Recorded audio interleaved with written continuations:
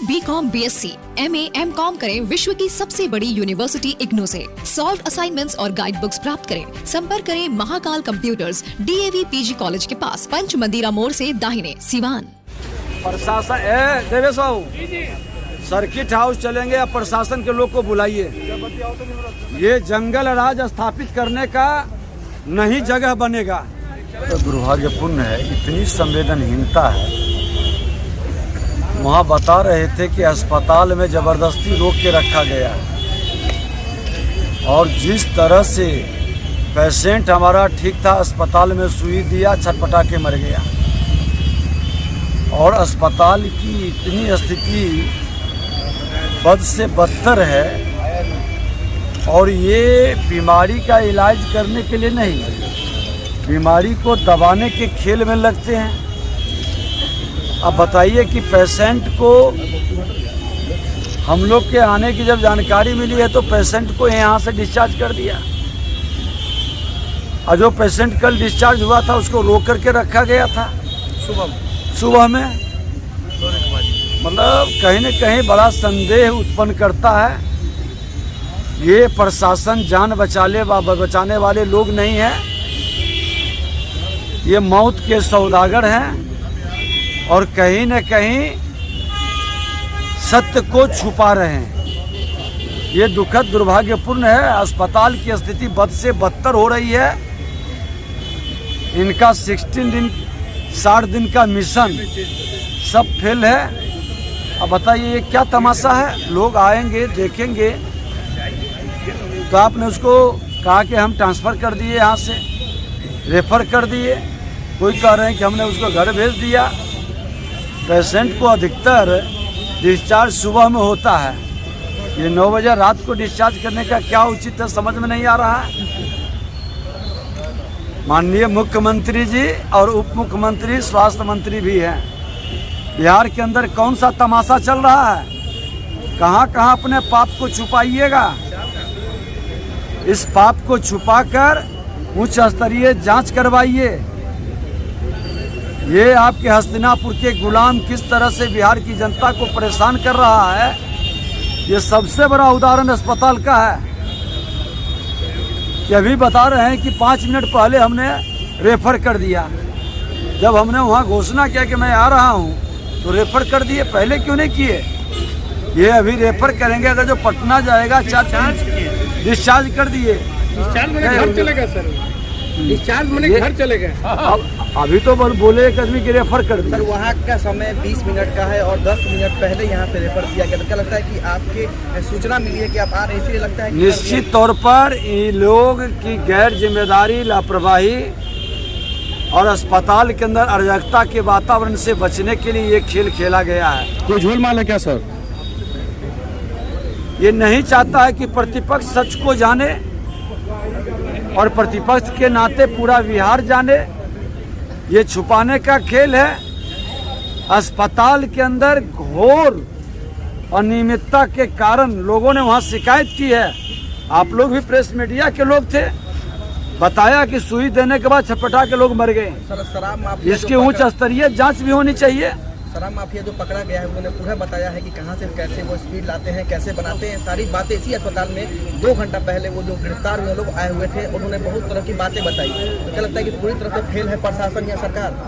पूरी तरह से प्रशासन के संरक्षण में ये खेल हो रहा है। छपरा के अंदर हुआ, वही दरौंदा के अंदर से फिर माल आया, मुजफ्फरपुर से माल आया। ये कई जिला की संलिप्तता इसमें है।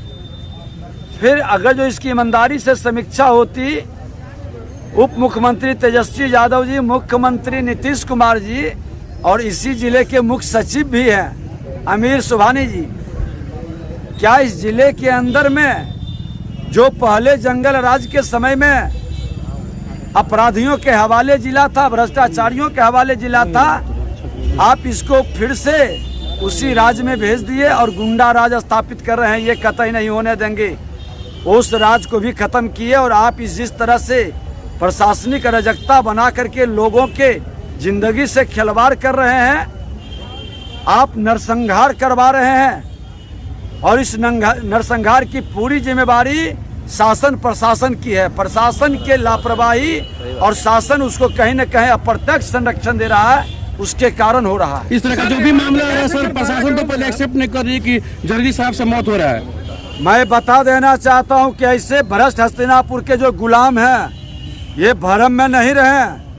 ये शासन जाने वाली है और भारतीय जनता पार्टी का शासन आने वाला है, और भारतीय जनता पार्टी चिन्हित कर करके ऐसे हस्तिनापुर के गुलामों का खबर लेगा। तो क्या सर शराबबंदी खोल देनी चाहिए, शराबबंदी खत्म कर देनी चाहिए? शराबबंदी की नीति पूरी तरह से इनका फेल है, क्योंकि ये लोग खुद नीयत में खोट है। आपके बगल के जिला में शराब बनाने वाले फैक्ट्री के मालिक को उम्मीदवार बनाता है और गरीब गुरबा को जेल में पकड़ के बंद करता है।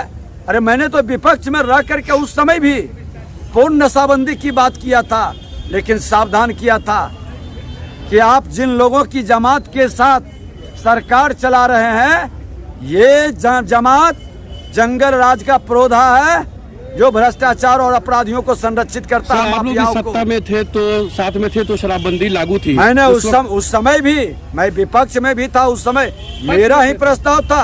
पक्ष में थे जी, विपक्ष में थे जब प्रस्ताव आया था जी। और उस समय भी मैंने सावधान किया था, और हमने उस समय भी कहा था और बाद में भी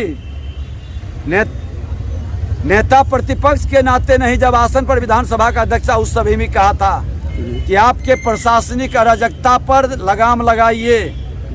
ये पुलिस महकमा में भ्रष्टाचारियों की जमात बैठी है और आप लोगों ने तो गवाह है, आपने देखा है। यही तो पुलिस प्रशासनिक अराजकता के कारण ही तो बहस हुई थी। जी सर आपने मुआवजा की बात भी कही है सर, मरने वाले का आंकड़ा स्पष्ट नहीं हो पा रहा है। काफी संख्या में पाउच और जो दारू है वो बोतलें जो है कि खाली बड़ी संख्या में। ये धृतराष्ट्र की जमात को दिखाई नहीं पड़ रहा है। प्रशासन में बैठे ये पुलिस पदाधिकारी और प्रशासन के लोग इतने अंधे हैं कि एक आम आदमी देख रहा है हजारों की संख्या में वो पाउच का पॉलीथीन फेंका हुआ है। क्या कर रहे हैं? और आज कुछ लोग कह रहे थे कि इसमें मिट्टी डाला जा रहा था। ये तमाशा है। अरे समस्या का समाधान करने की बजाय ये समस्या को, संकट को बढ़ा रहे हैं। मौत के सौदागर हैं और इन मौत के सौदागरों को जनता मालिक है जवाब देगी। आंकड़ा स्पष्ट रूप से बता रहे हैं प्रशासन कितने लोग मरे हैं। प्रशासन कि 7-6 लोगों की मृत्यु। देखिए, प्रशासन पूरी तरह से आंकड़ा छुपा रही है। अभी तो एक गांव में, ये गोरिया कोठी में हम लोग गए थे, बेला गांव। अभी एक जगह से और फिर पीड़ित लोग आ रहे हैं। कौन सा गांव है? बालागांव नहीं, बालागांव फिर कहीं और बरौली से। आप बताइए कि प्रशासन क्यों छुपाना चाहता है? आप सत्य को नहीं स्वीकारेंगे तो बीमारी दूर नहीं होगी, अपराधी पकड़े नहीं जाएंगे। लेकिन ये शासन प्रशासन में बैठे लोग ही जब दबाने की कोशिश कर रहे हैं तो इनके नीयत में खोट है। ये नहीं चाहते हैं कि इसका समाधान हो। सर अब तक आपके पास क्या आंकड़ा पाया मौत का? अभी तो वहाँ बता रहे थे कि 9-10 लोग की बात कह रहे थे, 12 लोग हो गए और 2 गोपालगंज के अंदर भी कह रहे हैं कि में भी हुआ है सर, यहीं से मर गए हैं। अभी गोपालगंज के विधायक जी भी बैठे हैं साथ में।